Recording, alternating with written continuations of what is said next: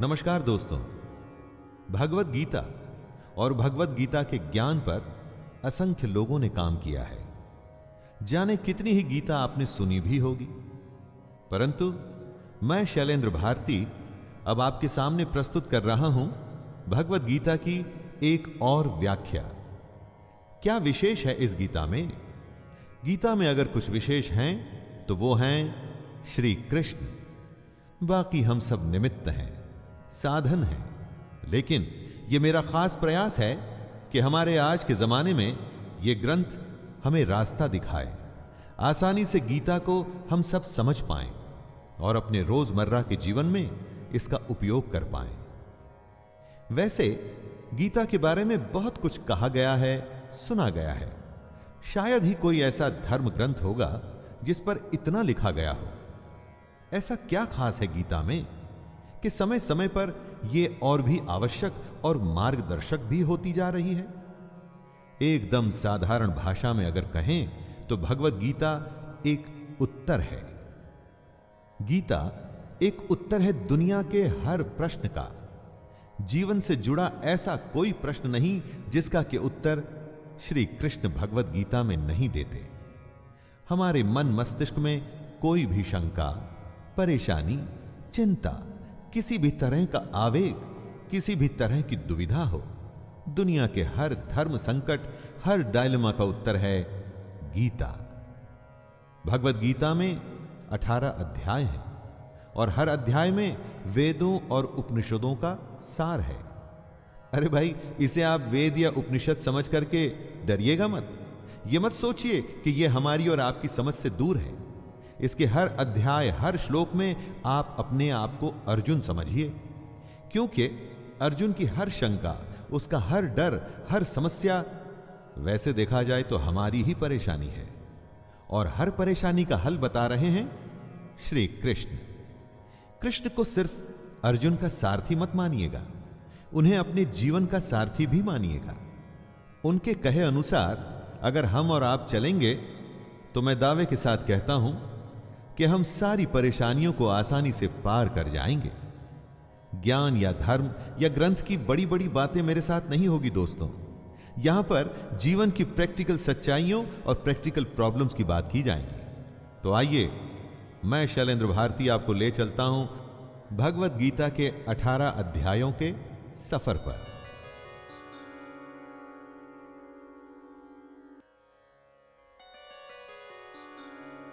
अध्याय 1, अर्जुन विषाद योग।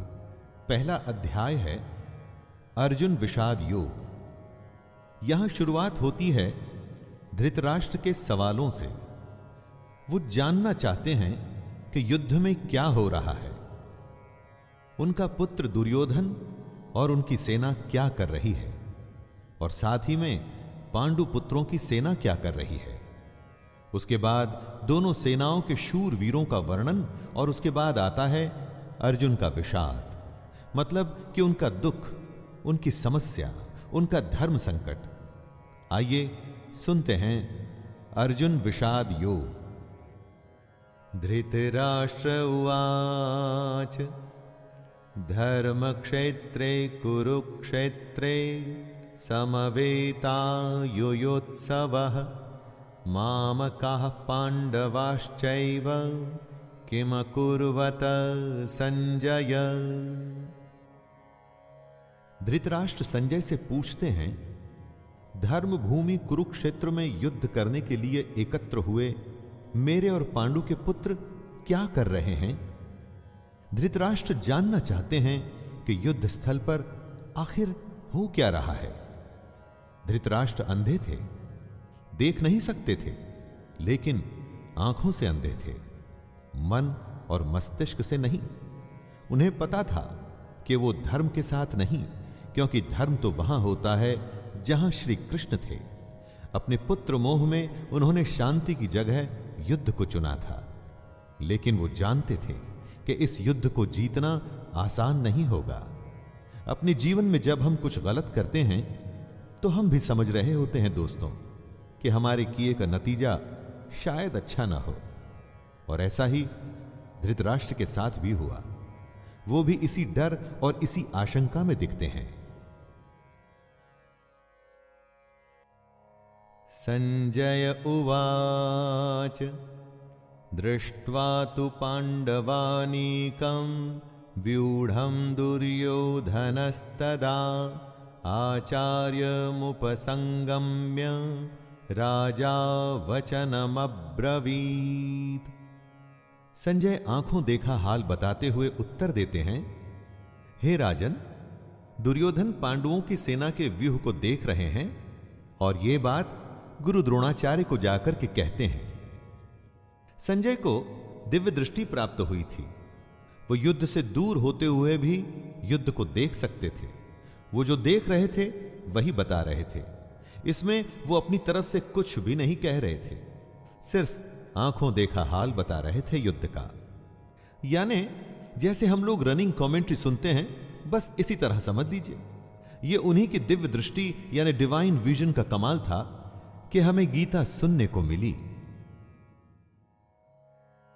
पश्यैतां पांडुपुत्राणाम् आचार्य महतिं चमूं व्यूढ़ां द्रुपदपुत्रेण तव शिष्येण धीमता। हे आचार्य, द्रुपद पुत्र धृष्टद्युम्न आपका ही बुद्धिमान शिष्य है।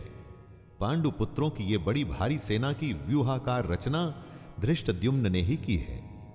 व्यूहाकार रचना का मतलब हुआ कि किस विशेष तरीके से सेना के योद्धा खड़े हैं। एक ऐसा व्यूह जिससे उस सेना के बीच घुसना असंभव हो, और अगर कोई उसमें घुसने में सफल भी हो जाता है तो कभी बाहर ना आ सके।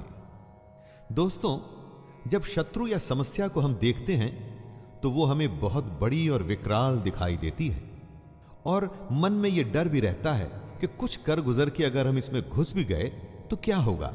क्या हम बाहर आ पाएंगे? क्या हम जीत पाएंगे? ऐसी ही सोच से दुर्योधन भी गुजर रहा है।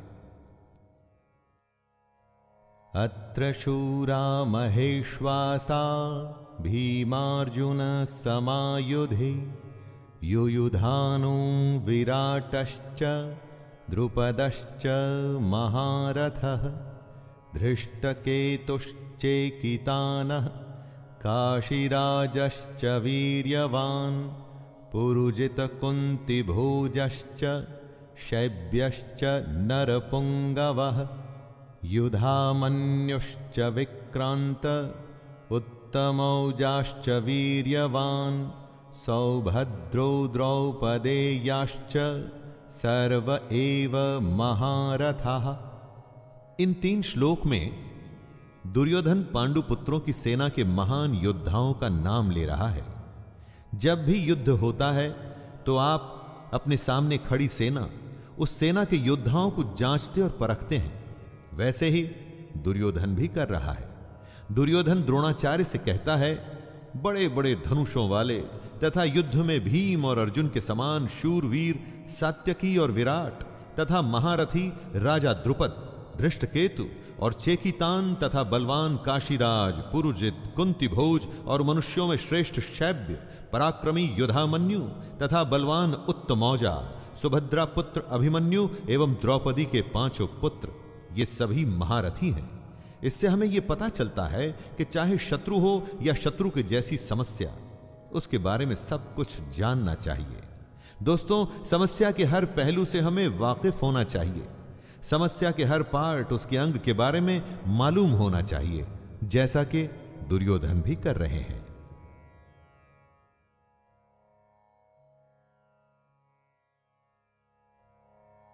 अस्माकं तु विशिष्टा ये तान्निबोध द्विजोत्तमं नायका मम सैन्यस्य संज्ञार्थं तान् ब्रवीमि ते।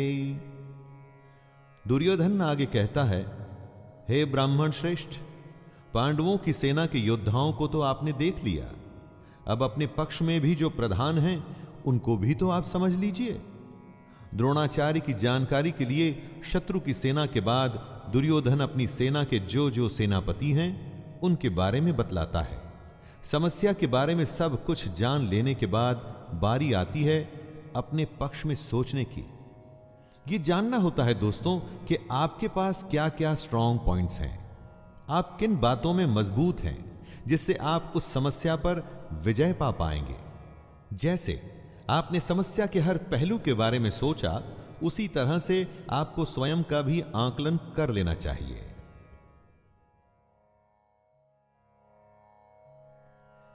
भवान् भीष्मश्च कर्णश्च कृपश्च समितिञ्जयः अश्वत्थामा विकर्णश्च सौमदत्तिस्तथैव च।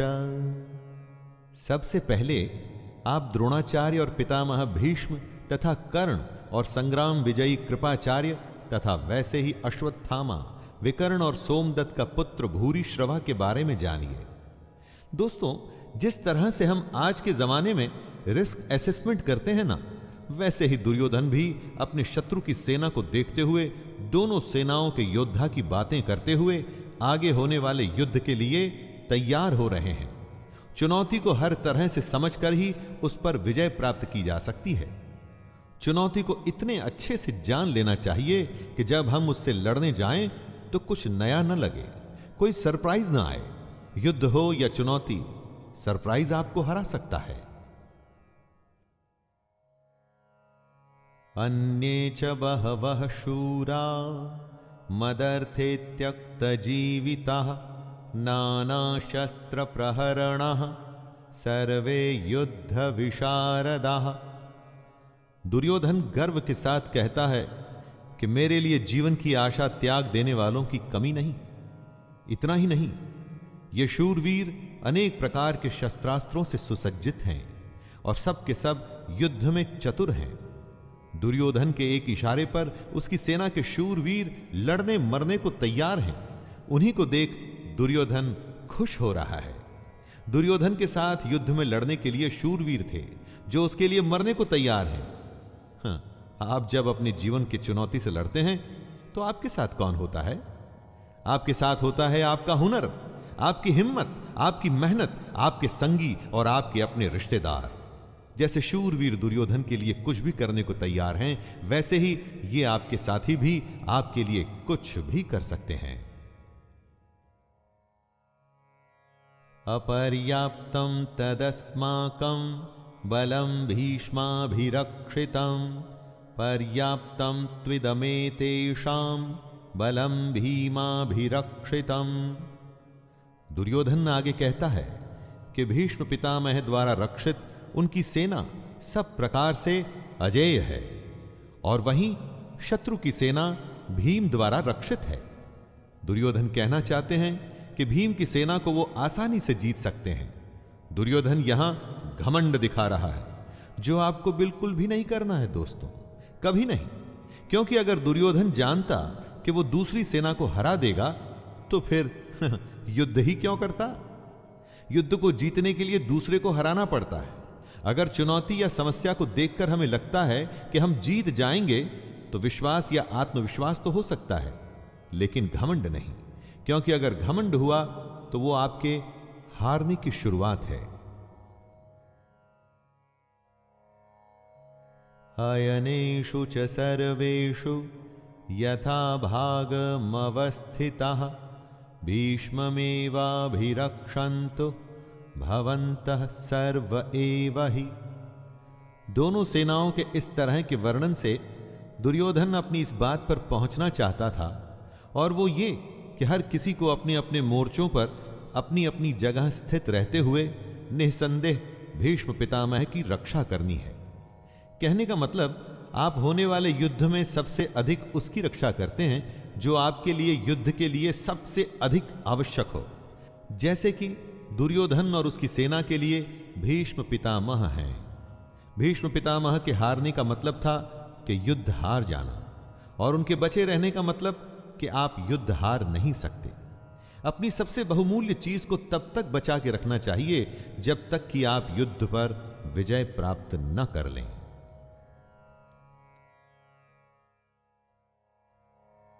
तस्य संजनयन हर्षं कुरु वृद्धः पितामहः सिंहनादं विनद्योच्चैः शंख दद्मो प्रतापवान। शंख उद्घोषणा होती है होने वाले युद्ध की। कौरवों में सबसे वृद्ध, सबसे बड़े प्रतापी पितामह भीष्म ने उच्च स्वर में सिंह की दहाड़ के समान गरज कर ऐसा शंख बजाया कि दुर्योधन के हृदय में हर्ष उत्पन्न हो गया। युद्ध जीतने के लिए अपने पक्ष में माहौल बनाना पड़ता है, खुद को दिलासा भी देना पड़ता है कि हम युद्ध जीतने में सक्षम हैं। ऐसा ही पितामह भीष्म ने किया और ऐसा ही हमें भी करना चाहिए। ततः शंखाश्च भैर्यश्च पणवानकगो मुखाः सहसैवाभ्यहन्यन्त सशब्दस्तु मूलोऽभवत्। युद्ध भयंकर होते हैं और ये इतिहास में आज तक के सबसे भयंकर युद्ध का आरंभ था। भीष्म पितामह के शंख के पश्चात नगाड़े तथा ढोल, मृदंग और नरसिंघे आदि बाजे एक साथ ही बज उठे। इन बाजों का नाद संगीतमय नहीं, बहुत ही डरावना था। युद्ध मनोरंजक नहीं होते दोस्तों, इसलिए अगर युद्ध का फैसला ले लिया जाता है तो उसमें फिर जो भी स्वीकार हो कर लेना पड़ता है। हर युद्ध, हर चुनौती अपने किस्म के हालात लेके आती है। उन्हीं हालात के आधार पर ही हमें तैयारियां करनी पड़ती हैं।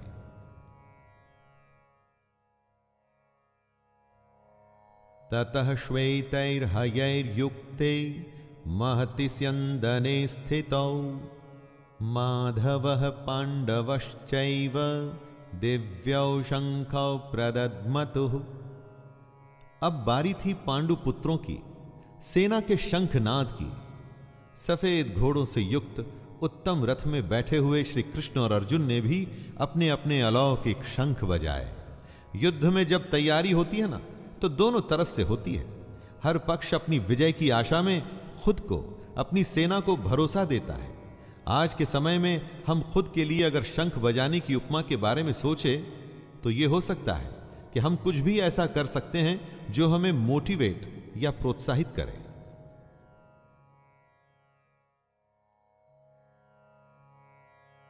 पांचजन्यम ऋषिकेशो देवदत्तं धनंजयः पौंड्रम दद्मौ महाशंख भीमकर्मावृकोदरः। श्री कृष्ण के शंख का नाम है पांचजन्य। अर्जुन के देवदत्त और भयानक कर्म वाले भयानक भीमसेन ने अपना पौंड्र नामक महाशंख बजाया। अपने जीवन में इसी तरह से हम भी अपने युद्ध, अपनी चुनौती में आगे बढ़ने के लिए अपनी मोटिवेशन चुन सकते हैं। कुछ लोगों के लिए संगीत ऐसा काम करता है, कुछ के लिए भगवान को याद करना, या कुछ के लिए माता पिता का आशीर्वाद। अपने शंख आप स्वयं चुनिए और युद्ध के लिए तैयार हो जाइए।